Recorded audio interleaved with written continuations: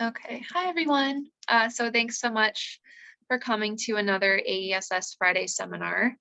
Today we have with us the Elakha Alliance with Chanel Hason and Peter Hatch here, and they're going to talk to us today about sea otter restoration and conservation along the coast. As long as you two are ready to talk, I'll let you take it away.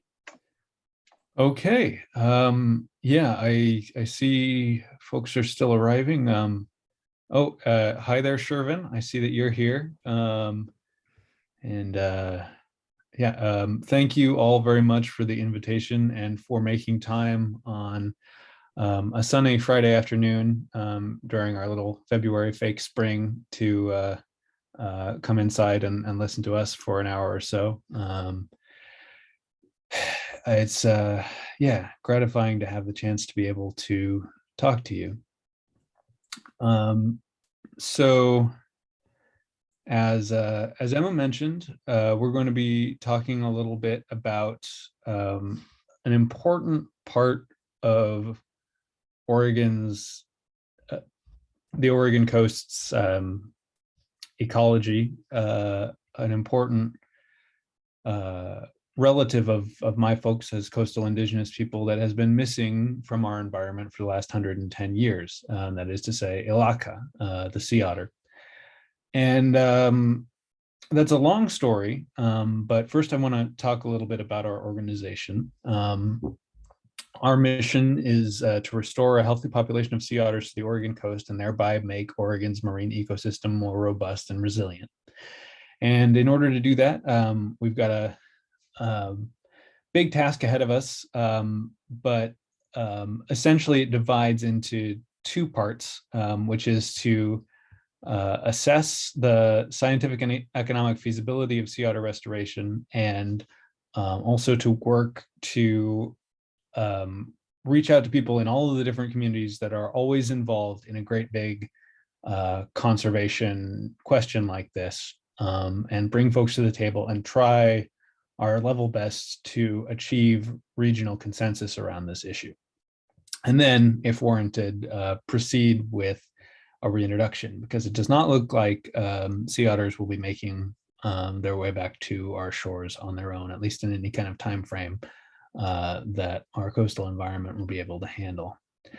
So first of all, because they're rare and the only sea otters that are usually seen off the Oregon or anywhere near Oregon are the three at the Oregon Zoo or the three at the Oregon Coast Aquarium, it's important to start out real basic and explain the difference between sea otters and river otters. So a large adult sea otter can be about 3 times the size.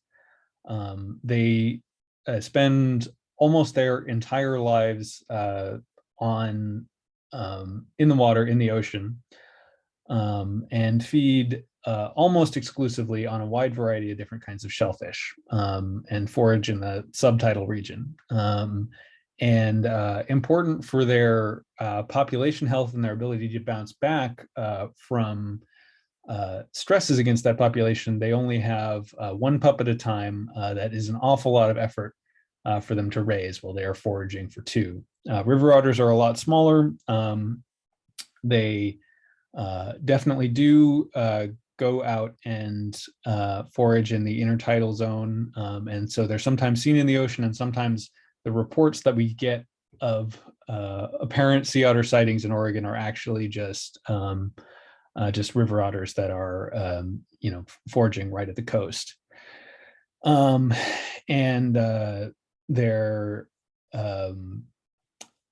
of the things about them is that they have, I think, 3 to 5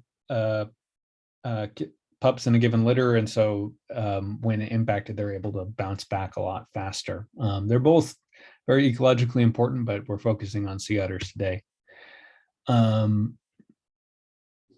So there are a couple of fundamental facts of sea otter biology that really characterize their interactions with humans, and are the underlying kind of biological truths that are behind all of this story that I'm about to unfold, which is that sea otters in order to keep their little furnace running, have to eat about a quarter to a third of their body weight in shellfish every single day. And so that means that similar to other apex predators in other environments, well, not apex predators, but similar to other predators in other ecosystems, they are really able to punch above their weight in terms of how they affect their environment by just completely changing the composition of everything below them on the food chain by virtue of how much they eat. The other thing, their other adaptation to being the smallest marine mammal that's able to survive in our very cold, very rough North Pacific Ocean is that they have the thickest fur of any animal out there, estimated generally at the figure usually given is 1 million hairs per square inch. And so that makes them just, if you ever get a chance to touch one or to touch the pelt of one, it is the softest fur that is out there. And that's a fact that characterizes a lot of their relationship with humans over, from time immemorial here locally until they became hunted to extinction. But the thing of it is that sea otters have been gone from the Oregon coast since, for me, I'm 32, about 10 years before my grandfather was born, multiple generations now that we've been without them. And so our whole baselines, our expectations for what comes out of our coastal ecosystems are basically set by what we've seen in the last decades without sea otters. And so how do we weigh the importance of a species that is absent from living memory, that's been gone for 110 years in our local area? And there are a lot of approaches that one could take to that, but one that is important to me personally as a Siletz tribal member of Hanas-Kus and Shayusla descent from the Central Oregon coast is to look at what Indigenous elders had to say about the presence of this species on our landscape.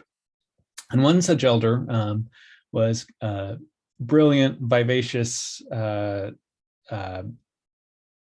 skeptical, sarcastic, really funny old woman named Annie Miner Peterson, who was an old lady by the 1930s and was talked to by an anthropologist named Melville Jacobs down from the University of Washington, who spent a whole summer kind of collecting the different parts of the oral tradition that she was willing to share with him.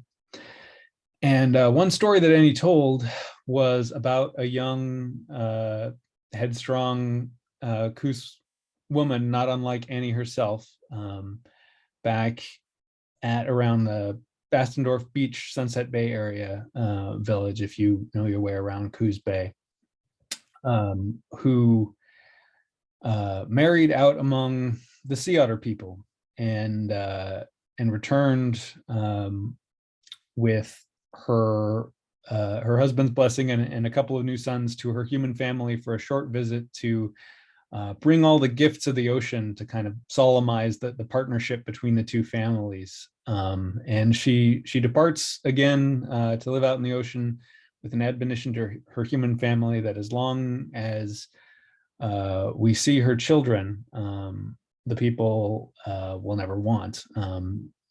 Her husband's family, the sea otter people will always provide for them.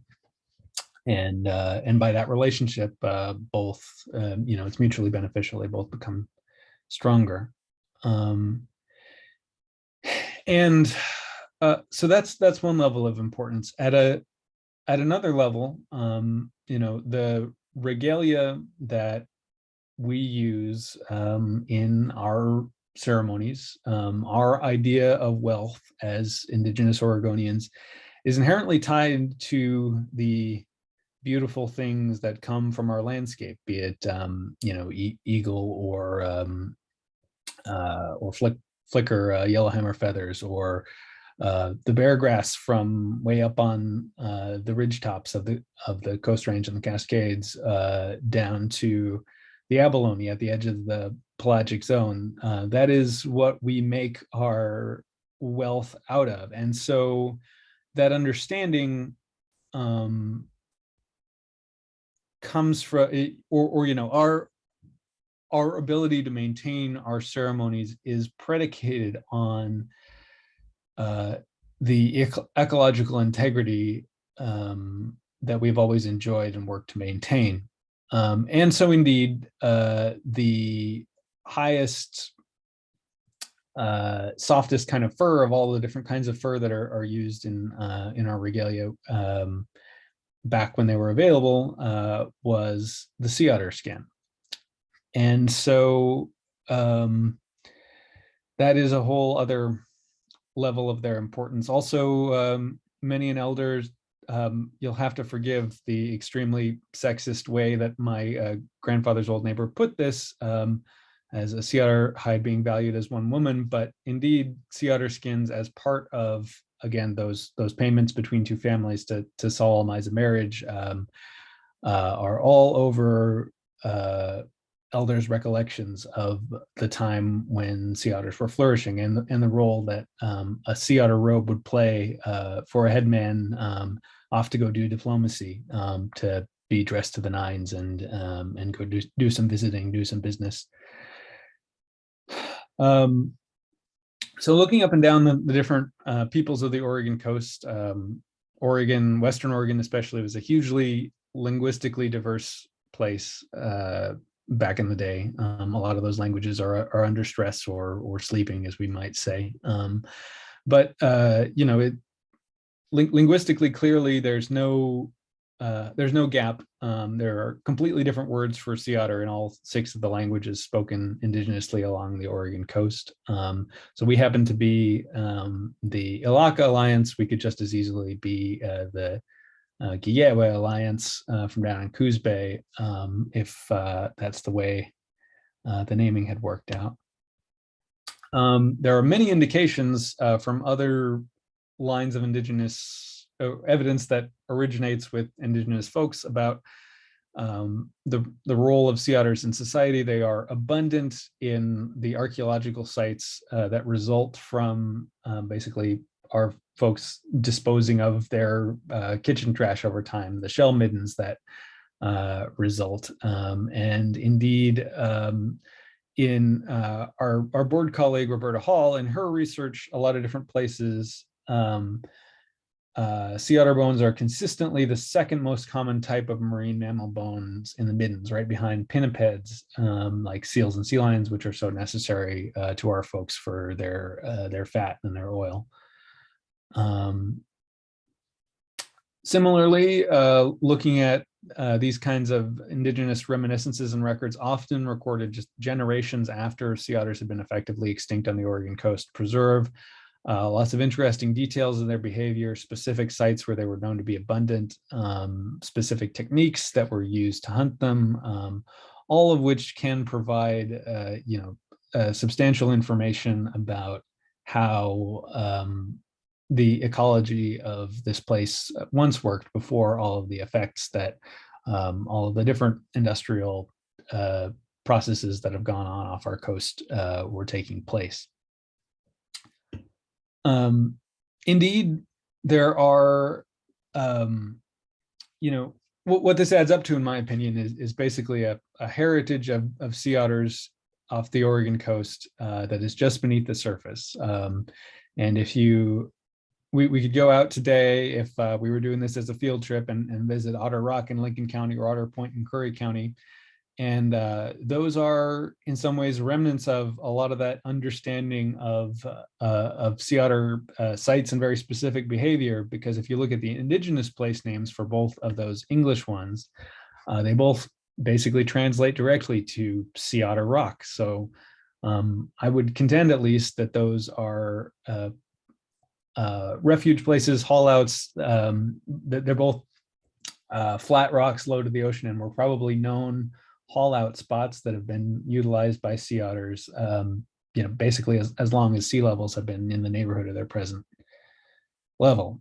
And so we can total up or plot out these kind of places that admittedly are a lot fewer and farther between than I would like, about recollections of places where sea otters were hunted, or place names named after them.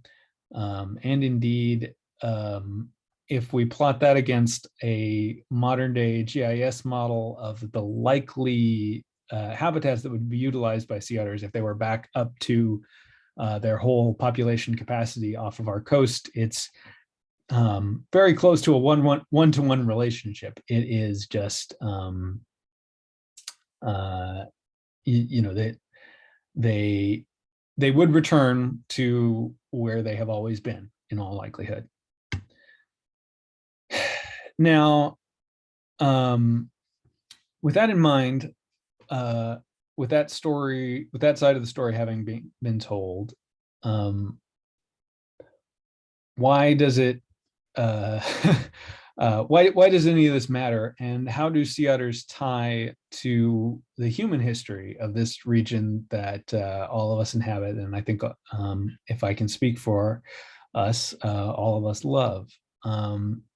So as it turns out, that incredibly rich, soft sea otter fur was a huge driving force in the changes that this region has undergone in the last couple of hundred years. And if we want to tell that story, we might begin with this map from the UK. I think the year on this is, it's later, it's from the 1770s. And you will see that our coast, as compared to the other side of the Pacific, is practically terra incognita. You have this little label for New Albion, which is what our region was called at the time, and some little bits of known information, but lots of it's just sort of blank coastline. And what transformed that understanding, and Lewis and Clark and all the rest, is in many ways the drive for sea otter furs. And that story starts at the other side of the Pacific when the Qing dynasty from northern, from Manchuria, and forgive me if I am oversimplifying this history, but take over the imperial throne in China, and their sort of woodsy northern tastes, with a lot of fur trimmed robes and that sort of thing, become the thing for all imperial officials, which drives a tremendous fur boom that starts there and drives north all the way across the Pacific, in the hands of basically driven by, in this case, this is Empress Anna of Russia, who is one of the monarchs who sent out this guy, Vitus Bering, to try to discover the extent of her territorial claims and whether she could claim any part of North America from which the British and the Spanish were deriving all this wealth around this time. In this case, we're up to the 1740s now. And so Bering goes out into the sea that bears his name, and is shipwrecked on an island and dies in the attempt, but his men bring back a bunch of sea otter skins, and are able to trade them for an enormous profit. And this is the start of the Russian exploitation of southern Alaska, and then indeed all the way down the coast into California over time, on the backs of local Unanga or alley hunters from the islands, who's in their bidarkas are basically the folks who are most able to effectively hunt sea otters. And so crews of these guys, either indentured or enslaved, are brought down and down and down the coast, basically decimating these populations as they go. And so other powers want to get in on this. As I mentioned, the Russians had permanent bases as far south as Fort Ross in California, and were kind of all over the place. The British, though they were mainly involved in land furs with the Hudson's Bay Company, kind of the boom in beaver throughout this time. Were also to some extent involved in the sea otter trade. And the Spanish wanted in, especially in their possessions in California.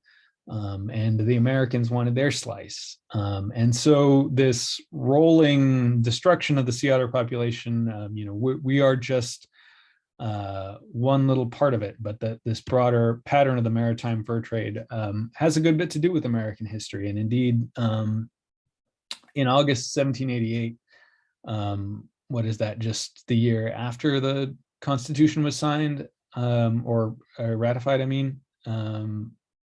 I'm not remembering at the moment, but the first American ship in the waters off of what would become the Oregon coast, the first thing they do, right around the latitude of the rock behind me off Pacific City, somewhere between there and Cascade Head at about 40, right around 44.5 degrees, I think, trade with some guys going south in a trading canoe for a couple of sea otter pelts. And indeed, it's some of the earliest evidence we have that our region was already seeing bad effects from this fur trade, that half of that crew in the trading canoe, these Tillamook guys, were deeply marked by being survivors of the smallpox. And 20 years after that, or really less, when Thomas Jefferson is sending Lewis and Clark out, part of his instructions are to, when you reach the Pacific, inform yourself about whether the furs of those parts can be obtained as profitably as they have been for the British, for the Hudson's Bay Company, and further north on Nootka Sound. And they do so, and they make poor Sacagawea over there on the right trade one of her prized possessions for a blue beaded belt to some Clatsop and Chinook guys at the mouth of the Columbia, because that's the going rate for a couple of sea otter skins to bring back to Jefferson and to the United States. And so that's part of the whole suite of riches that gets the American government interested in this place that's so far away from the 13 colonies. And lo and behold, 40 years after that, this region comes under the sway of the expanding American country, whatever you want to call it. And among those things, sea otters are part of what's exploited. There's a really interesting newspaper article about some travelers in Coos Bay hunting sea otters down in 1855, and already observing then about how much more plentiful they used to be than they are now. And obviously, this whole process of colonization, of which the maritime fur trade is a part, has human effects on this place too. And one set of survivors or people who have to adapt through all of these changes are these people pictured here. My great grandmother Hattie Martin and her father Ike Slelala Martin from Coos Bay, and Hattie was the only survivor of 9 siblings because of mostly, I think, tuberculosis, but the changes wrought on this region over the course of the late 19th and early 20th century. And in parallel, the exact same process is happening to our ecosystems, to our sea otter populations. And by the late 19th century, functionally, Oregon sea otters are gone. And all throughout Alaska, where they were once incredibly plentiful, Southeast Alaska, they're all gone. Up Vancouver Island, they're all gone.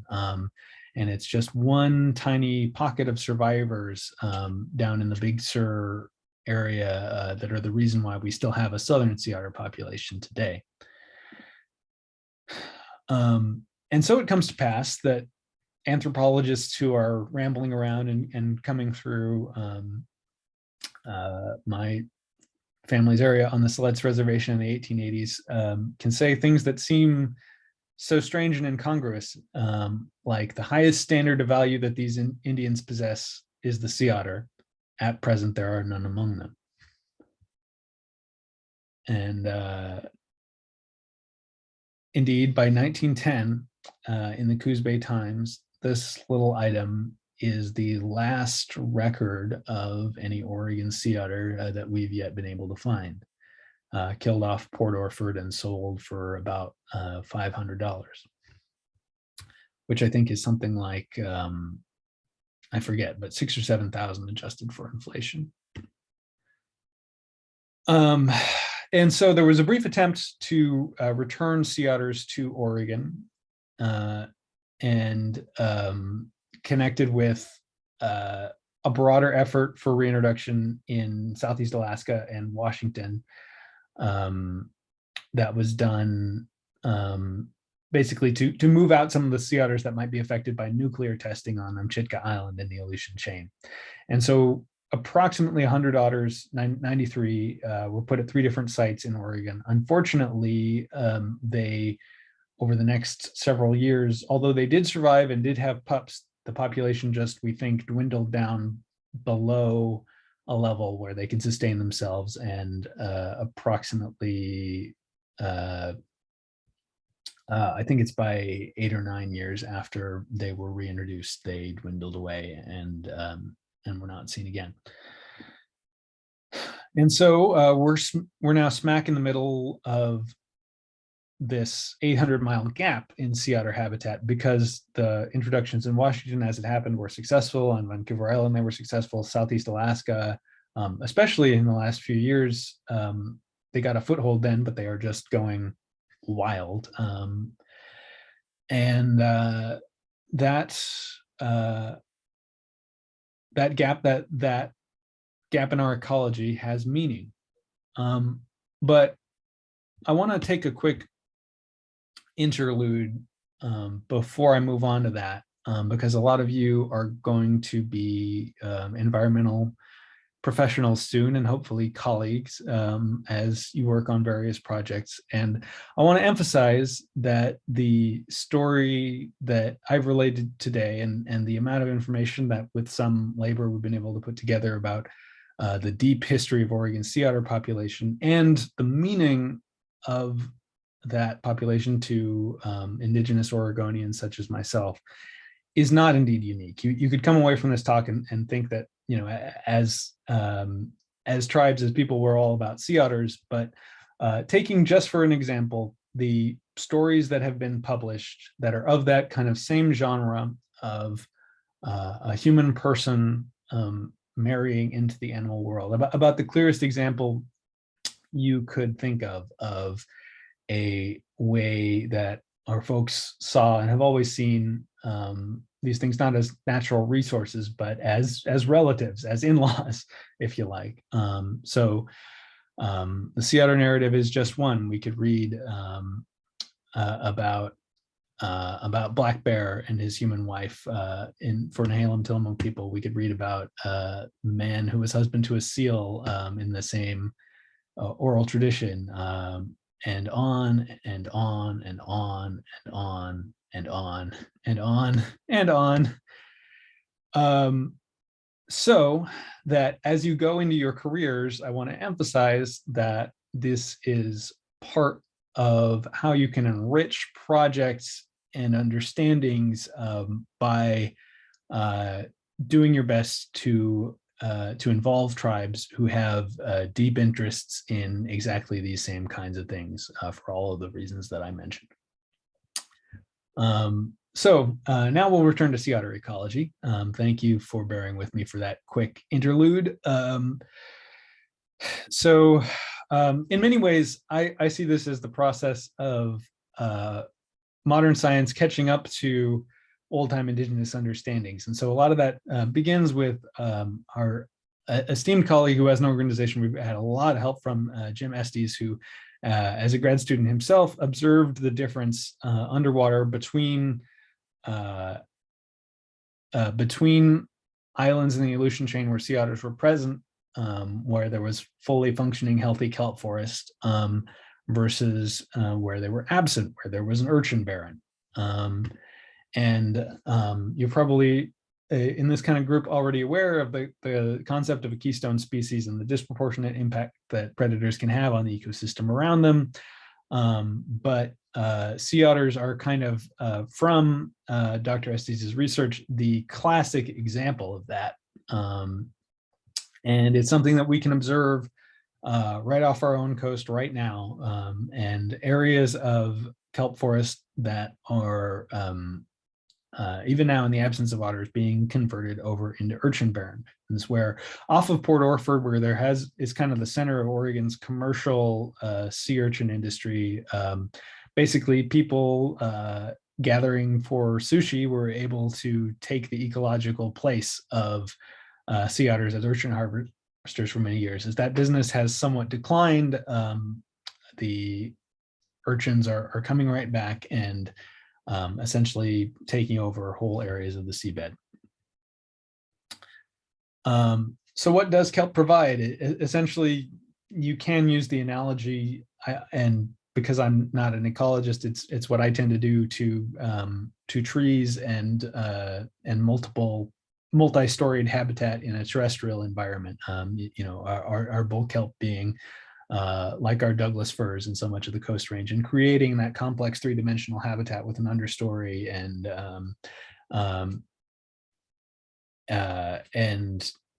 holding nutrients and holding the productivity of the whole ecosystem in a way,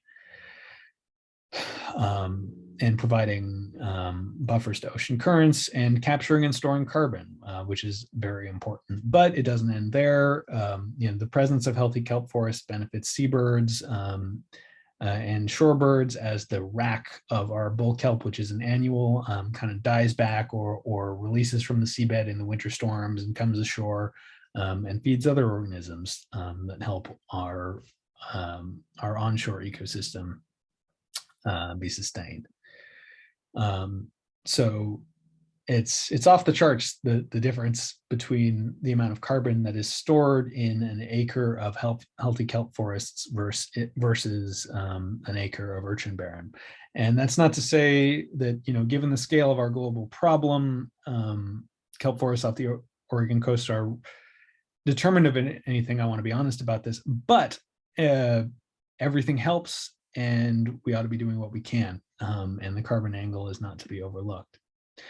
Also, in places where sea otters have been reintroduced in estuaries, such as in Elkhorn Slough down in California, they've had similar positive impacts all the way down to water quality because of the ways that they affect the food chain down underneath them. So those are all of the reasons why Chanelle and I and our colleagues on the Elakha board do what we do.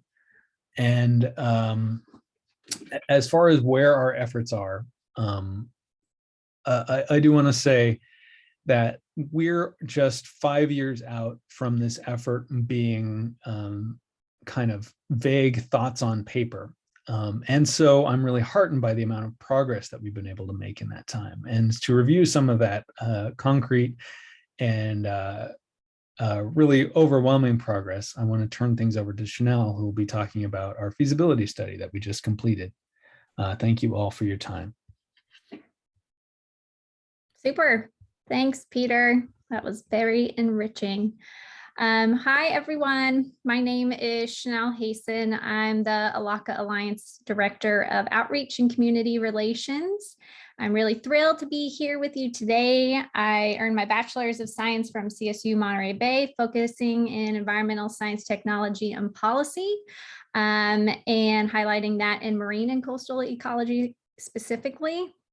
And I moved to Portland 6 years ago to attend PSU, matter of fact, to earn my Master's of Science in Leadership for Sustainability Education. So it's nice to see you all from PSU here. Let's see. So today I'll be discussing our recently published complex scientific feasibility study. The study will help state and federal agencies, ocean users, and the public in understanding, evaluating, and addressing the many complex factors that must be considered before a decision is made to return sea otters to the Oregon coast. And we published this just last month in January 2022. So I want to introduce you to the dream team powerhouse of scientists that co-authored our feasibility study. We have Dr. Tim Tinker, who still teaches some classes at UC Santa Cruz, Dr. James Estes, also from UC Santa Cruz, Dr. James Bodkin, retired research wildlife biologist, Dr. Sean Larson, who is working with us from the Seattle Aquarium, Dr. Mike Murray from the Monterey Bay Aquarium, and Dr. Jan Hodder here in Oregon from the University of Oregon Institute of Marine Biology. So this team evaluated key dimensions of a proposed sea otter reintroduction. And yeah, we'll see what the findings are moving forward. You can view our published feasibility study on our website, elakhaalliance.org. It's 12 chapters, and this also includes some chapter summaries. It's very scientifically heavy and dense. So don't worry, I read it all and summarized it for you in nice little chunks. But you can also download the full chapter if that sounds exciting for you. The study covers such factors as location and suitability of habitats for otters, the potential of positive and negative effects on Oregon's marine and estuarine ecosystems, possible social and economic impacts, the health and veterinary aspects of sea otter return, admin and legal requirements, logistical constraints. As you can tell, we covered a lot of different things with this feasibility study, so it's very thorough. And to be transparent, the study was funded by a mix of funds from U.S. Fish and Wildlife Service, the Oregon Conservation and Recreation Fund, the Oregon Conservation Fund, Oregon Wild, and a private donation from Elizabeth and Warren Menchie. So next I'm going to go over the top 5 takeaways from the feasibility study. So number 1, the reintroduction through translocation of sea otters has been the most important management action contributing to the species recovery from near extinction in regions of Eastern North Pacific. Approximately 30% of global sea otter abundance can be attributed to reintroductions to Southeast Alaska, British Columbia, and Washington. These reintroductions have increased species viability, help to recover genetic diversity, and improve gene flow in sea otter populations. Previous reintroductions, even those that have failed, can provide practical and logistical lessons that will improve the chances of success for us in the future. So hooray. Number 2, so Dr. Tim Tinker, who was the lead author of the feasibility study, created an Oregon sea otter population model, acronym ORSO. And so this is an online computer model that you can use yourself. I can put the link in the chat here.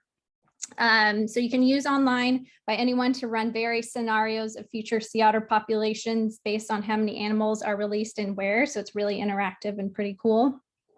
So based on this model, for evaluating potential sea otter reintroductions to Oregon, it showcases that a reintroduced population or populations of sea otters is likely to be viable, assuming sufficient numbers of animals are released to appropriate habitats. When combined with an analysis of habitat suitability, this model suggests several areas, mostly along the southern Oregon coast, that would likely support a successful reintroduction. The model also indicates that multiple release locations may be more effective than just one single release site. And the population model used in the feasibility study can guide alternate reintroduction strategies, including determining appropriate numbers, demographic structure, sequencing, and location of reintroduced populations. Number 3. So in addition to nearshore ocean habitats, several estuaries in Oregon may offer suitable habitat as a founding sea otter for a founding sea otter population. Using these estuarine release sites could increase the potential for successfully establishing a population center of sea otters, especially when close to a suitable nearshore ocean habitat. The three that we picked out in the feasibility study were Tillamook Bay, Yaquina Bay, and Coos Bay. As Peter mentioned about the eelgrass beds, it was a recent study by... There we go. Sorry about that. Okay. And so a recent study by Brent Hughes demonstrated that the presence of sea otters in the Elkhorn Slough estuary near Monterey Bay had dramatically positive effects on eelgrass productivity, which thus increased the overall ecosystem productivity in that estuary. Number 4, so as a keystone species, sea otters have immensely strong effects on the nearshore ecosystem they inhabit. Impacts associated with sea otter recovery include direct effects on prey species, some of which currently support commercially important fisheries such as Dungeness crab. And while predation by sea otters on some shellfish species, say that 3 times fast, could have negative social and economic effects, indirect ecosystem effects could prove beneficial, such as increases in finfish and invertebrate species that rely on kelp and eelgrass, increases in overall biodiversity and productivity, and increases in carbon capture and fixation. Number 5, reintroductions of sea otters can only occur if socioeconomic and regulatory issues are fully addressed. Outreach and engagement with a broad array of affected stakeholders are essential to ensuring that decisions about reintroductions have considered all the relevant factors and have a broad base of support. So in conclusion, restoring a population of sea otters on the Oregon coast is feasible if steps are taken to account for ecological, habitat, logistic, economic, and social factors highlighted in this feasibility study. There appear to be no insurmountable ecological, habitat, physiological, logical, or regulatory barriers to restoring a population of sea otters in Oregon. Woo! That's what we like to hear. So that's wonderful news. Just as a little Elakha Alliance Otterly exciting update, we put out a Oregon Otter Beer Challenge pitch to Oregon breweries last year to create a sea otter themed beer. So we're holding an Oregon Otter Beer Tasting Festival about a month from now on March 12th, and it already sold out to our surprise. But if you want to still support our efforts, you can buy an Oregon Otter Beer Challenge shirt on our website. We also have a lot of generic, just cool merch there too. So check that out, and please view our website if you want to take any deep dives into any scientific understanding of kelp forests and sea otters themselves. We have a really thorough library and have podcasts.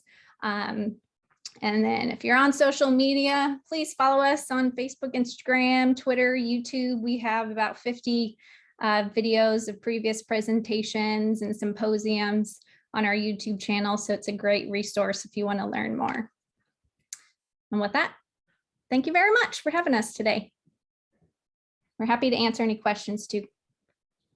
Awesome. Thank you so much, Peter and Chanel. That was fantastic. If anyone has any questions, feel free to put them in the chat or speak them out loud. Thanks, Peter, for popping those links in the chat. Sure thing, yeah. And please do check out the ORSO model.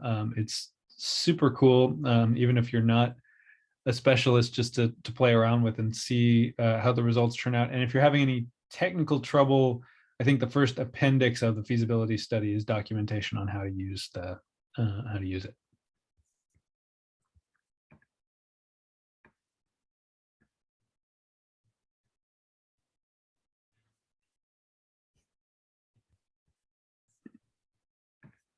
And are you both able to see the chat? We have a question that popped up. Yeah, so Mhm. Trajan asks, of the barriers you mentioned to reintroduction, what do you think will be the toughest? And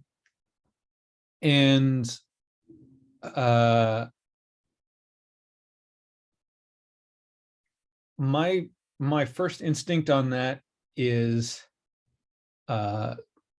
clearing the regulatory hurdles and making sure that the population health is okay, to make sure that we can get 100 to 200 otters from an existing population without negatively impacting them, and then putting together the resources necessary to successfully safely transfer them from wherever they live now.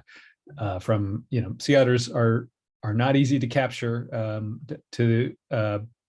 according to biologists who've done it, and there's all kinds of associated veterinary care and everything belonging. So the logistics of that, and getting permission to relocate so many animals of such an important species throughout their whole range, I think is probably the biggest single discrete barrier. Although, Chanel, I wonder if you had another one that sprang to mind.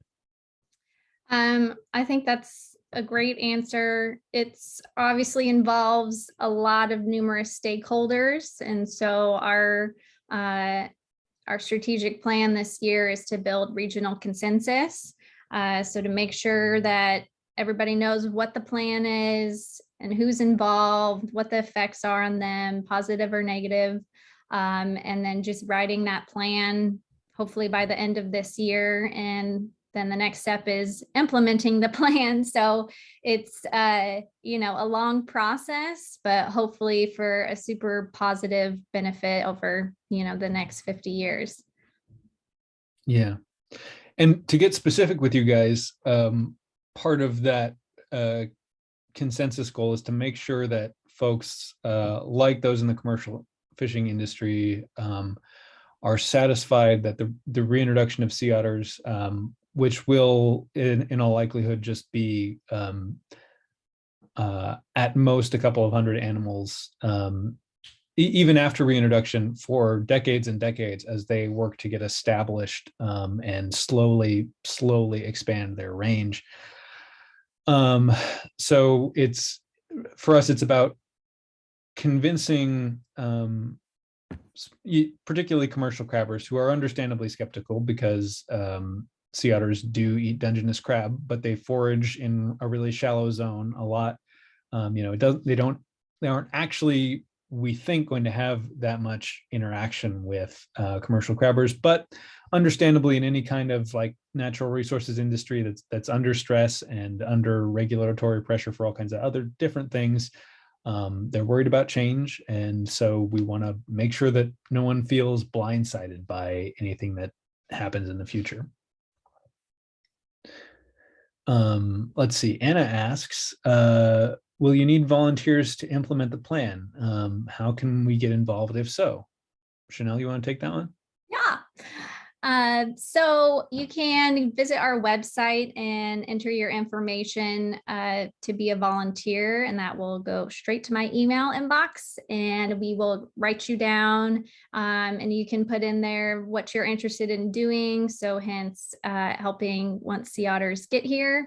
We will need citizen scientists to help us monitor, keep an eye out on certain populations. So once the time gets closer, we'll have more information on that.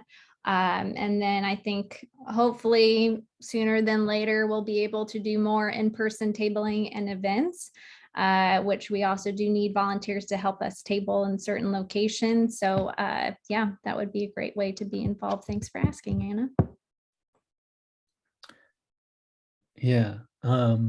And by the way, just keeping your eyes peeled when you're on the coast is an important part of how you can help us, because just recently over the fall, a single sea otter was sighted and did stay for a little while off of Yuquina Head. Basically, every couple of years, roughly speaking, we get a stray animal down from the Washington population, the nearest extant population of wild sea otters. Unfortunately, usually they don't make it very long. This one succumbed to a shark bite, although it was taken into veterinary care at Oregon Coast Aquarium, but was too injured to survive.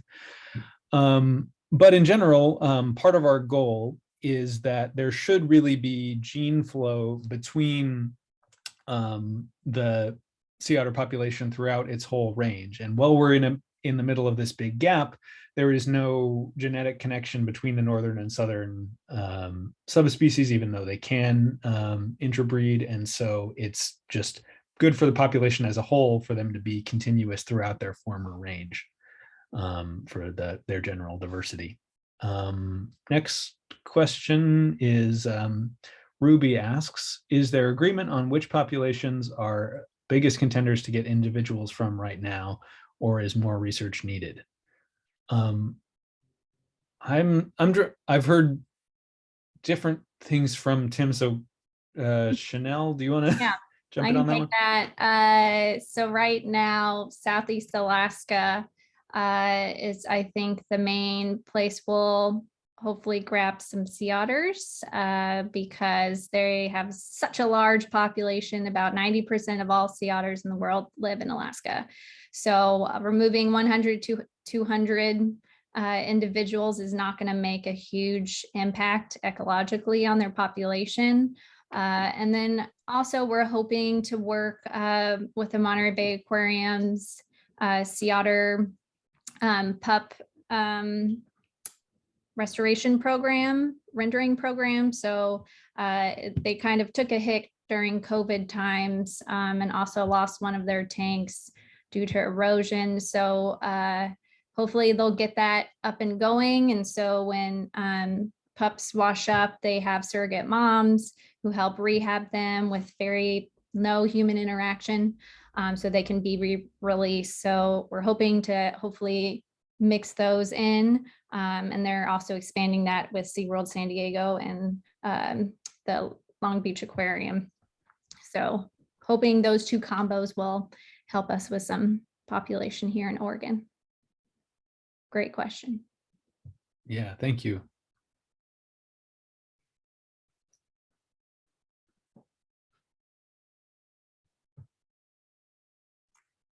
I have a question that the last question made me think of. I guess I don't really know. Are captive sea otters not really viable to be released into the wild?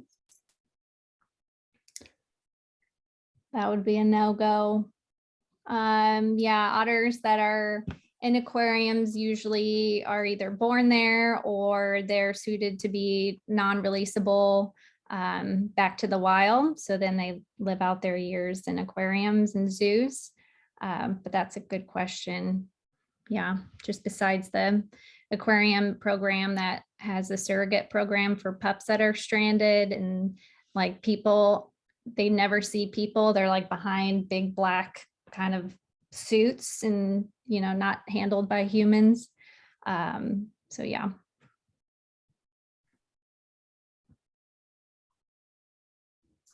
Here's a question. Are there any groups concerned about reintroductions aside from crab fishers? It's the crabbing and fin fishing industry, really, that we've had any pushback from, just because they're nervous about their catch being impacted. But over the long term, with sea otters present and being a keystone species, they're, you know, what they're fishing for should overly increase due to positive ecological benefits for more places for the larva, for the crab and the fish and the kelp forest. So yeah, it's just about hearing what they have to say and then letting them understand the science and background and knowledge of where these otters are going to be reintroduced. They're not going to, you know, explode to thousands of them up and down the coast eating every single Dungeness crab. But that's why we have open and honest communication with the Dungeness Crab Commission and fishing community to make sure everybody understands the research. Yeah, and I would just add to that although that doesn't just include commercial crabbers. I think recreational folks are, some have understandably expressed concern, but I think that I've been really heartened throughout by the extent to which we've been met with open minds rather than forceful knee-jerk opposition, or at least people who are skeptical but open to the idea. Just before COVID, for instance, Bob and who's going to be here today, and myself and a couple of other board members were tabling at the annual Saltwater Sportsman's Show down in Salem, and kind of an audience that I might have expected to be really not so receptive. But I was amazed by the number of people who said, yeah, sounds cool, bring them on. And I think that's, in some ways it's a little bit cheating to be working with such a cute, charismatic species. If we were doing this the other way around and trying to reintroduce urchins that were gone, I'm not sure we would get as much enthusiasm. But all the same, it's been really heartening throughout. Lisa asks, what factors give you optimism that an upcoming reintroduction will be more successful than the one in the 70s? Great question. I put in a link to our chapter 2, which focuses on all the history of prior sea otter reintroduction translocations and why they worked and didn't work. And Peter kind of touched upon this in his presentation. This wasn't really a focused reintroduction as what we're trying to do ecologically, economically, and culturally focus. That was like, hey, they're going to bomb an island. We need to move, around 100 sea otters so they don't blow up. And then there was complications with transport, and there was just a lot of factors that now, several decades later, we can fix those issues and make sure that this is as successful translocation as possible. So I am super positive that we have, literally the dream team of scientists who have done this before, know what they're talking about, and we know way more about sea otters than we've ever known before biologically. So I think that's all really positive for us moving forward with our efforts. Yeah, and just wanted, I think, to give a quick for instance about what can go wrong and why the improved standards of care for animals since the 70s could really make the difference. And we were talking about the importance of a sea otter's adaptation, its coat, and how a tiny, because the integrity of their coat and their ability to trap an insulated layer of air between them and the ocean is so important. Just a tiny little injury that they go into the water with upon, as in the 70s when they were often basically, there are photos, they're basically dropping them from cages on the boat right into the ocean. If they have any kind of injury and they're not able to maintain their coat, they freeze to death in short order, just like you or I would. There's a lot that's improved. There's a lot that I think anything happening now we would do a lot better, and I thought it'd be good to have a concrete example. Let's see, and then Laura, do you know any organizations or communities in California north of Monterey area that are also involved in sea otter reintroduction? If so, are you all collaborating? Yeah. So Chanel, why don't you talk about that while I hunt for the links to post in the chat? Sure. Yes, we have lots of wonderful partnerships with other organizations. Sea Otter Savvy out of Monterey area, Defenders of Wildlife, Andy Johnson, who's their head sea otter person, worked with me to summarize the chapters of our feasibility study. Because yes, they're trying to also reintroduce sea otters more in California and San Francisco Bay. So there are lots of efforts on the West Coast to reduce that 800-mile gap so we can hopefully have some cross genetics of those northern and southern subspecies populations in the next upcoming years. Fingers crossed. We also have a list of a lot of partnerships too on our website if you want to find some more organizations that we work with. Awesome. Thank you both so much again. And thank you for all of these links. They're really great resources. I'm excited to look more into that. But yeah, thank you again. This was really wonderful. And I'm so excited to hear that there's hope for the species. It's really great. But yeah, thank you. Have a great day, everyone. And I'll also post the recording on our website if you want to watch anything again or share with anyone. But yeah. Great. Thanks, everyone. Thank you all. Have a good weekend, everyone. Thank you.